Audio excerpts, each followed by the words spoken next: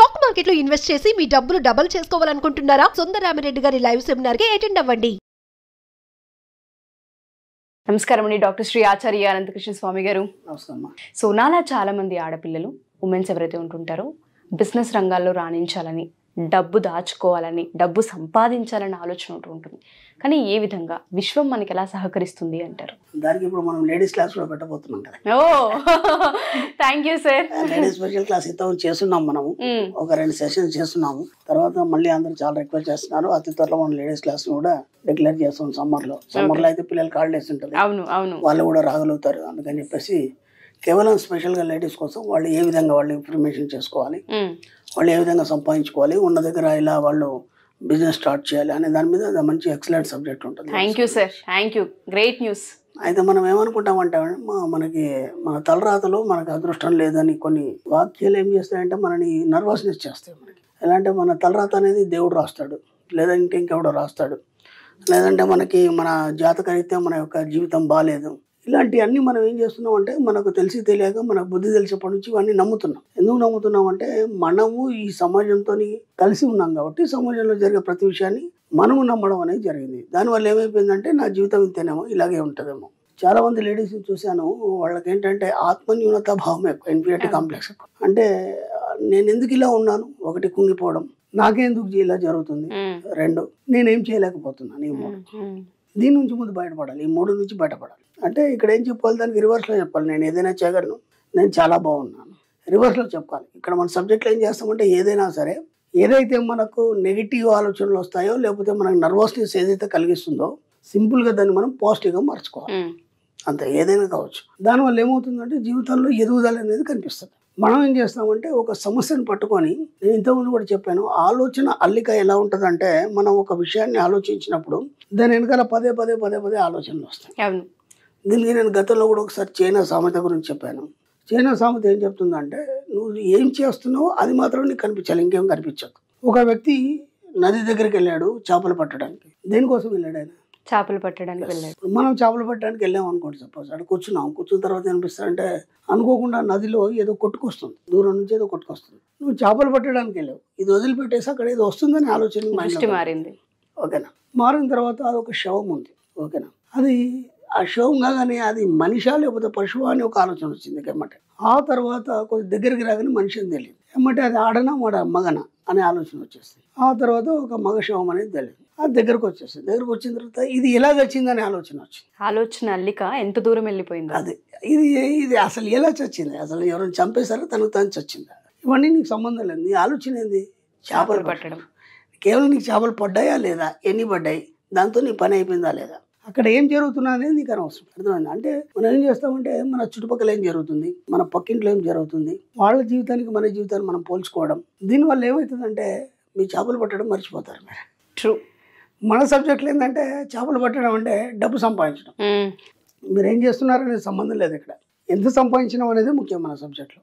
నువ్వు ఎంత సంపాదిస్తే అంత ఉన్నతంగా ఉంటుంది. నువ్వు సంపాదించలేదు, ఈ ఆలోచనతోనే కొట్టుకుపోతావు. కాబట్టి ఎక్కడైనా ఏ పాయింట్ అయినా సరే మీరు ఏం ఆలోచిస్తారంటే మన సబ్జెక్ట్ డబ్బు కాబట్టి డబ్బు గురించి ఉన్నతంగా, వీలైనంత వరకు ఐశ్వర్యవంతంగా, గొప్పగా నీ ఆలోచనలు ఉండేటట్టు చూడాలి తప్ప నీ అక్కడేమవుతుంది ఇక్కడేమవుతుందో మీరు ఆలోచనలు పెట్టుకున్నారనుకోండి, మీరు అలాగే ఉంటారు. ఇక్కడ మన లేడీస్ స్పెషల్ క్లాస్లో ఇదే చెప్తాం. మీ ఆలోచనల్ని అల్లికని ఏ విధంగా పాజిటివ్ వైపు మార్చాలి. అర్థమైందా? ఇప్పుడు దాన్ని నెగిటివ్ మార్చారు కదా, పాజిటివ్ వైపు ఇలా మార్చాలి. ఇప్పుడు ఇదే స్టోరీ మళ్ళీ చెప్తాను నేను. ఓకేనా? ముందు మనం చేపలు పెట్టడానికి వెళ్ళాలి, అంటే డబ్బు కోసం బయలుదేరాలి మనం. ఓకేనా? అదే స్టోరీని మళ్ళీ చెప్తాను, పాజిటివ్గా చెప్తాను, ఇప్పుడు నెగిటివ్గా చెప్పాను. ముందు మనం ఎంత పెద్ద వల తీసుకెళ్ళాలి, నీకు ఎన్ని కావాలనే దాని మీదకి వెళ్ళి నీ ఆలోచన విధానం అనేది. ఒక స్త్రీని ఒక సముద్రం దగ్గరికి తీసుకెళ్ళి, తీసుకెళ్ళిన తర్వాత అక్కడ సముద్రం చూడగానే మీకు వేరే ఆలోచనలు రావు. ఎందుకంటే కొన్ని సందర్భాలను చూసినప్పుడు మనకు వేరే ఆలోచనలు రావు. పున్నమి వెండల, ఒక ఏనుగు ముఖము, లేదంటే మన సముద్రం. ఇప్పుడు మీరు సడన్గా ఇట్లా వెళ్తున్నారు, ఆ సముద్రం నుంచి పెద్ద ఏనుగు వచ్చింది అనుకోండి, ఇంకా వేరే ఆలోచన రావు. దాన్ని చూసి పెద్ద పర్వతాకారం కలుగుతుంటే వేరే ఆలోచన రావు. ఇవన్నీ ఐశ్వర్యానికి గుర్తు. ఇప్పుడు ఆ సముద్రం దగ్గర పోగానే మనకి ఏమనిపిస్తుంది అంటే, ఓ ఇంతగానం వాటర్ ఉన్నాయి, అంత డబ్బు నీ దగ్గర ఉందని ఊహించాలి, అంత సంపద ఐశ్వర్యం నీ దగ్గర ఉందని ఊహించాలి. ఎందుకంటే అది ఐశ్వర్యానికి చిహ్నం. అవును. ఎందుకు ఐశ్వర్యానికి చిహ్నం? సముద్రంలోనే అన్నీ ఉంటాయి, ఖనిజాలు ఉంటాయి, లవణాలు ఉంటాయి, ఆ సముద్ర గర్భంలో ఎన్నో రత్నాలు ఉంటాయి. ఎక్కడ లేని సంపద అంతా సముద్రంలోనే ఉంటుంది. కాబట్టి అది ఐశ్వర్యానికి గుర్తు. ఏనుగు ముఖం అది కూడా ఐశ్వర్యానికి గుర్తు. అలాగే పుణ్యం వెన్నెల ఎవరు ఆస్వాదించారు దాన్ని? ఒక్కసారి ఆలోచించండి. మీరు పల్లెటూరుకి వెళ్ళారు, మనం అంటే సిటీలో ఉంటాం మనకు తెలియదు కానీ పల్లెటూరుకి వెళ్ళాము అనుకోకుండా రాత్రి తిన్న తర్వాత ఊరికి అట్లా బయటికి వెళ్ళాము. వెళ్తే చక్కగా వెన్నెల అంత అడవంతా పరుచుకుంటుంది, దాన్ని చూస్తే ఎంత ఆహ్లాదకరంగా ఉంటుంది. వేరే ఆలోచనలు రావు నీకు, వేరే ఆలోచనలు రాని స్థితికి వెళ్ళాలి నువ్వు ఎప్పుడు కూడా. ఓకే, వేరే ఆలోచనలు రాని స్థితికి వెళ్ళాలి. అంటే దీన్ని నువ్వు ఉన్నతంగా ఊహించుకున్నప్పుడు వేరే ఆలోచనలు రావు. ఇప్పుడు నీకేం ఉండాలి? ఎంత పెద్ద వల తీసుకెళ్ళాలి, ఎన్ని చేపలు తీసుకొని రావాలి, నువ్వు వెళ్తున్న చెరువుకు నదికి కాదు సముద్రానికి. అయిపోయింది. అది నెగిటివ్, ఇది పాజిటివ్. ఆలోచనల అల్లిక అనేది మనని బట్టే ఉంటుంది, మనలోనే ఉంటుంది ఏదైనా అనేది అర్థమవుతుంది. కాబట్టి అల్లికని మార్చుకోవాల్సి ఉంటుంది. మనం ఏం చేస్తామంటే నేను ఇంతకుముందు గతంలో చెప్పాను, వంశపారపర్యంగా మనకు గత జన్మ నుంచి మనకు వచ్చినటువంటి అనుభవాలే మన జీవితంగా మలుస్తాయి. ఓకేనా? వంశపారపర్యంగా జీన్స్ ఏవైతున్నాయో మన పూర్వీకుల నుంచి ఆ యొక్క అలవాట్ల ద్వారానే మా యొక్క జీవితం ఉంటుంది అనేది సైన్స్ చెప్తుంది. మనం ఏం చెప్పామంటే నీ జీన్స్ యొక్క అల్లికని మార్చుకోమని చెప్పాం మనం. అసలు ఇది ఎవరికి సాధ్యమవుతుంది? అప్పుడు మీకు ఉన్నటువంటి జీన్స్ యొక్క అల్లిక ఉంది, దాంట్లో మీ ఆలోచనలు పదే పదే మీరు పొదిగించినప్పుడు ఆ అల్లిక కూడా మారిపోతుంది, జీన్స్ యొక్క అల్లిక కూడా మారిపోతుంది. మారిపోయినప్పుడు నీ జీవితం మారిపోతుంది ఆటోమేటిక్. కాబట్టి ఎక్కడ నర్వస్ కావాల్సిన అవసరం లేదు, ఎక్కడ తగ్గాల్సిన అవసరం లేదు. వీళ్ళనంత ఉన్నతంగా ఊహించుకొని మీ జీవితాన్ని ఎప్పుడు ఐశ్వర్యవంతంగా చూసుకున్నప్పుడు ఏమవుతుందంటే మీ జీవితంలోకి నెగిటివ్ అనేది రాదు. తప్పకుండా అప్పుడు మీకు ఎన్ని చేపలు కావాలో పట్టుకొచ్చు. తప్పకుండా సార్. ఎవరైతే ఎపిసోడ్ చూస్తూ ఉంటుంటారో 1కి 4 సార్లు ఎపిసోడ్ చూడండి. దానికన్నా ముందు ఒక పెన్ను పేపర్ తీసుకొని స్టార్టింగ్ నుంచి ఈ 10 minutesలో ప్రతి పాయింట్ రాయండి. మన ఆలోచన అల్లిక సంపద వైపు ఉందా లేదంటే నెగిటివ్ ఎనర్జీ వైపు ఉందా అనేది మీకే అర్థమవుతూ ఉంటుంది. దయచేసి ప్రతి పదాన్ని నోట్ చేయండి. థ్యాంక్ యూ సో మచ్ గురువు గారు. ఎస్పెషల్లీ ఆడపిల్లలందరికీ, ఆడవాళ్ళందరూ కూడా ఒక దగ్గరే ఆగిపోతాం, ఒక ఎమోషన్ దగ్గరే కట్టేసి పడి ఉంటుంటాం మేము.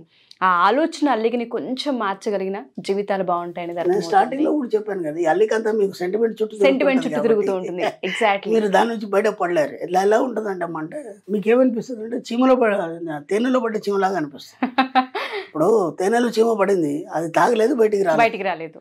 ఈ సంసారం అనేది భర్త పిల్లలు ఈ యొక్క అట్మాస్ఫియర్ ఇదంతా ఎలా ఉంటుందంటే, నేను చిన్న ఎగ్జాంపుల్ చెప్తాను. ఒక అమ్మాయి ఉంది, చాలా బాధ్యత గల అమ్మాయి.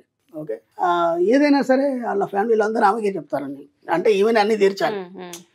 ఏ చిన్న సమస్య వచ్చినా అక్క ఎక్కడున్నావు, పరిగెత్తుకెళ్ళాలి, ఆ సమస్య తీర్చాలి, అన్ని బాధ్యతలు సక్రమంగా నిర్వహించాలి, ప్రొద్దున లేవగానే అన్ని ఇంటి పనులన్నీ చేయాలి.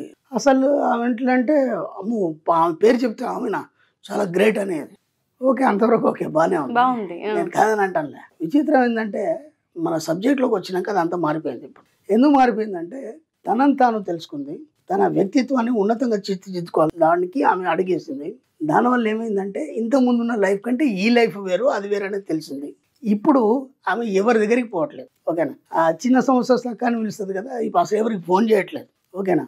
ఎందుకు ఇలా జరిగింది అంటే అంతకుముందు అన్ని బాధ్యతలు పంచుకొని ఈమె అన్నిట్లో ఇరుక్కుపోయి తన ఉనికిని కోల్పోయింది.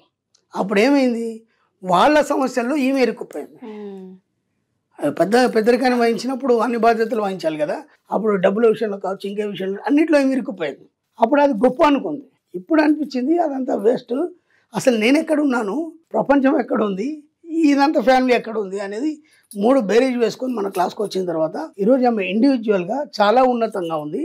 ఇప్పుడు ఏవి పట్టించుకోవట్లేదు, బాగా సంపాదించింది, ఐశ్వర్యవంతంగా హ్యాపీగా తన కోరికలన్నీ నెరవేర్చుకొని తన కుటుంబ బాధ్యతలు ఎంతవరకు చేయను అంతవరకు చేసి ఎక్కడ కూడా సెంటిమెంట్లకు లోను కాకుండా ఈరోజు ఒక గొప్ప స్థాయిలో ఉంది. ఇప్పుడు అంటే అసలు నేను అదే నిజం అనుకున్నాను, అదే బాగుంది అనుకున్నాను. అంటే మీ ఆడవాళ్ళకి ఉన్నటువంటి సిచ్యువేషన్ ఏంటంటే మనకు చిన్నప్పటి నుంచి నేర్పింది అదే కాబట్టి అదే నిజం అనుకుని మనం ఆ భ్రమలో బతికేస్తున్నాం. కానీ వాస్తవం తెలుసుకున్న తర్వాత మీకు ఎంత ఎనర్జీ ఉంది, ఆ ఎనర్జీని మీ వైపు ఎలా ప్రయోగించుకోవాలి, ప్రయోగించుకున్నప్పుడు మీరు ఎంత ఉన్నత స్థాయికి వెళ్తారనేది క్లాస్కి వచ్చినాక అర్థమవుతుంది. నిజంగా క్లాస్కి వచ్చినాక మాత్రమే అర్థమవుతూ ఉంటుంది. సో ప్రతి ఒక్క స్త్రీ శక్తి అనేది ఏ విధంగా పనిచేస్తుంది, స్త్రీ శక్తి ఏదైనా సృష్టించగలదు, ఏదైనా చేయగలదు.